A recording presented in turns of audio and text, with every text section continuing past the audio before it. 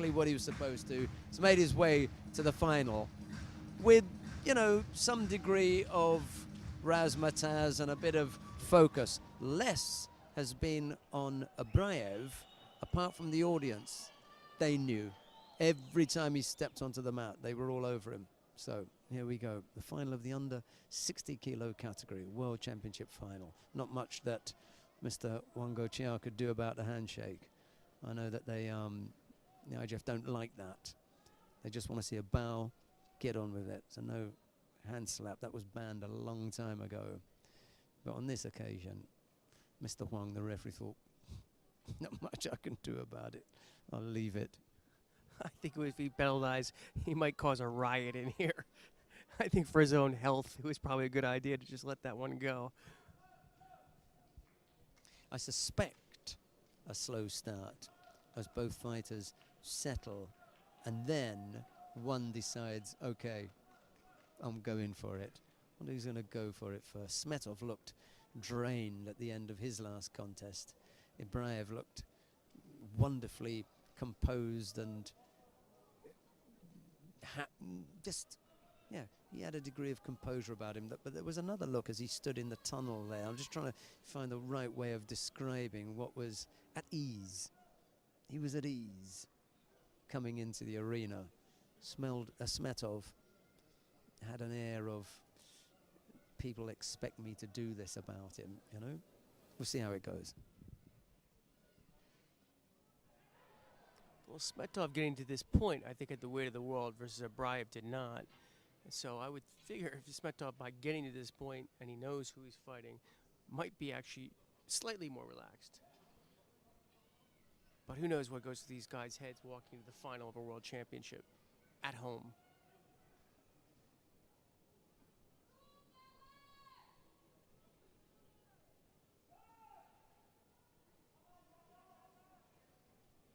Yes, it's much quieter than it was in the matches in which they were fighting against someone from a different country.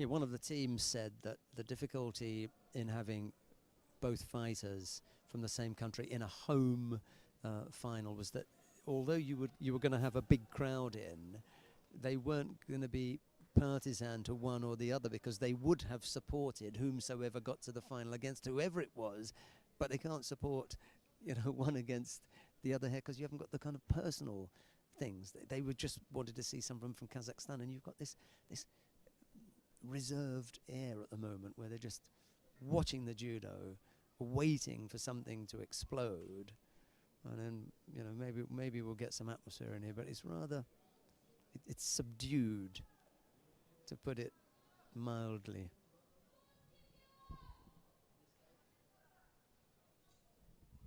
I think had it been anyone apart from a Kazakh fighter, this place would already have taken off. There wasn't the massive cheer as the fighters came in, and there's no opponent here. Yeah, well, we heard that during the semifinals for both of those matches. I mean, you heard the energy in the crowd, the urging of their players, and every time they got closer, the crowd got louder and louder and louder and reached a certain crescendo. It's almost post-climatic at this point. So much so in the semi-finals that we were watching one semi-final, but we knew who'd won the other simply from the crowd reaction. Yeah, it was quite remarkable. Minute 40 odd left to go. Ibrayev has picked up the single Shido. It's a nasty looking mark on the board that may yet galvanize him into action. It's probably what we needed here, you know, some kind of spur. Well, spur, catalyst. Spur is probably the better idea. It's a painful prick. Well, let's see how Ibrayev responds to the fact that he is now at a disadvantage, having picked up that single Shido. Minute 20 odd left to go. Up here in our perch in the rafters of the stadium, just to the left, is the Kazakhstan TV, and I have no doubt that their lead story will be an easy one to report. Yes. Yeah, winding down a minute here.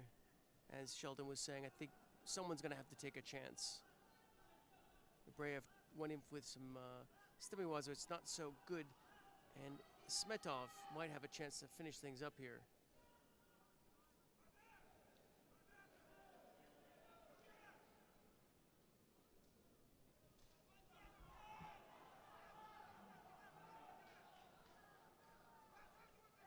And now as things wind down, we're hearing a little bit more cheering from the crowd, urging their favorite player, whoever that might be.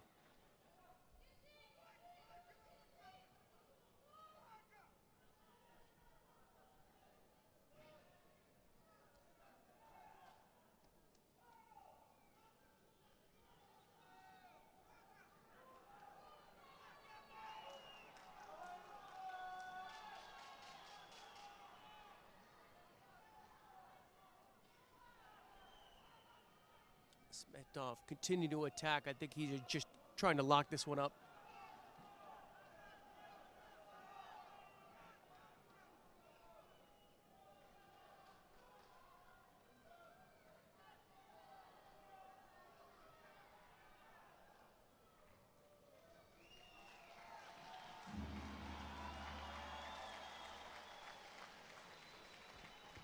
Well, the odd thing there is there was no real great disappointment from Ibrayev, and there was no big celebration from Smetov. Smetov's just become world champion at home, you know. He never fell to his knees, looked up to the sky. There was no punching of the air, no pointing a finger to anyone in the crowd. It was, maybe he thinks he's just won his national championships or something. There wasn't the outpouring of emotion that one would have expected from a first world championship gold medal win. I don't know what the relationship is between these two guys, but I think this is out of respect for his opponent, you know, who's his teammate, that, you know, not to rub it in, you know, to, you know, we both got here, we did our job plus alpha. He's got some serious respect. Absolutely. Or he just might be just exhausted, the pressure of the day. He hasn't got any strength left. Let's see how they finish up. There's a smile. Yeah, yeah. Well, he can take the plaudits of the crowd now. The gold medalist here in the under 60 kilo category, Yeldos Smetov of Kazakhstan, over his teammate, Rustam Ibrayev. Now we get a bit of emotion from the Kazakh fighter. I loved it. We got the bow, the smile, and then there was a I did it. Well done. Now the emotions come through. And the tears. And the hug.